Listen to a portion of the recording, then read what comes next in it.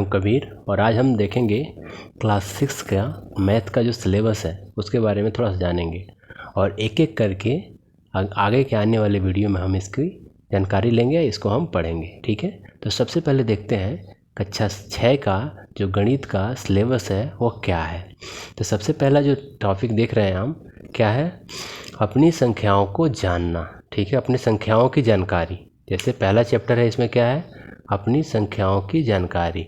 ठीक है, अपनी संख्याओं की जानकारी का मतलब क्या है कि इसमें हमें विभिन्न तरह की जो संख्याएं होती हैं, जैसे हमने पढ़ा होगा कि संख्या क्या होती है, कौन सी संख्या बड़ी होती है, कौन सी संख्या छोटी होती है, हम कंपेयर करना सीखेंगे, एक दूसरे की तुलना करना सीखेंगे कि जब दो या दो से अधिक संख्याएं दी हो तो उसको हम कैसे पता करेंगे कि कौन बड़ी है कौन छोटी है, साथ ही साथ वह किस टाइप की संख्या है, तो उसके बारे में हम जानेंगे। दूसरा चैप्टर है इसका पूर्ण संख्या। इसके बाद हम देखेंगे कि पूर्ण संख्याएं क्या होती हैं। ठीक है, आने वाले वीडियो में हम इसको विस्तार से पढ़ेंगे।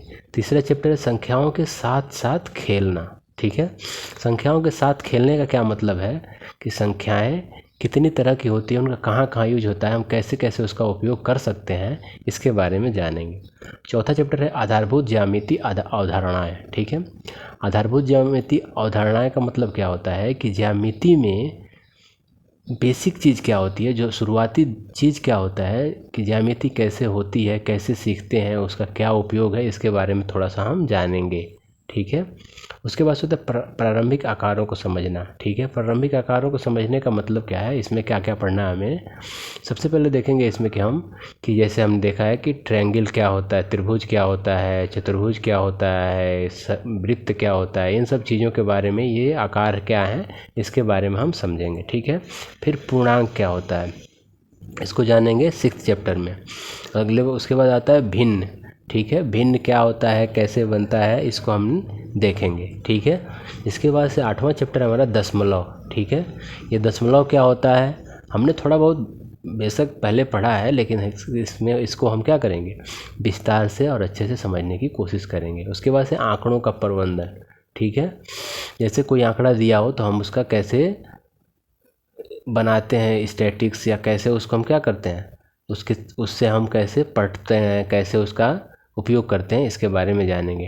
ठीक है, उसके बाद से 10वां चैप्टर है क्षेत्रमिति। क्षेत्रमिति तो सबको पता है, और नहीं पता है तो फिर हम जब पढ़ेंगे चैप्टर आपको ज़रूर इसको अच्छे से पढ़ेंगे। ठीक है, उसके बाद से बीजगणित क्या है। बीजगणित भी इस गणित की तरह एक क्या है, एक नई ब्रांच है मैथ की, गणित की नई शाखा है, उसमें हम उसको शुरुआत से सीखेंगे। ठीक है, इसके अगले चैप्टर में आता है अनुपात और समानुपात। ठीक है, तो इसको भी हम वहीं सीखेंगे अच्छे से, ये बस मैं इंट्रोडक्शन बता रहा हूँ कि हमें क्या क्या पढ़ना है। फिर 13वां चैप्टर है क्या है, सममिति। ठीक है, सममिति के बारे में पढ़ना है। ठीक है, कि दो या दो से अधिक चीज़ें सममिति कब कहेंगे उन्हें। ठीक है, अब उसके बाद होता है प्रायोगिक ज्यामिति। ज्यामिति का प्रैक्टिकल रूप से क्या उपयोग है, इस चैप्टर में हम सीखेंगे। इस तरह से हम देख रहे हैं कि यह कक्षा 6 के गणित का पूर्ण सिलेबस है। इन सभी के बारे में हम आने वाले वीडियोज में, आने वाले चैप्टर को हम क्या करेंगे, पढ़ेंगे। ठीक है, चलिए अब तक के लिए धन्यवाद।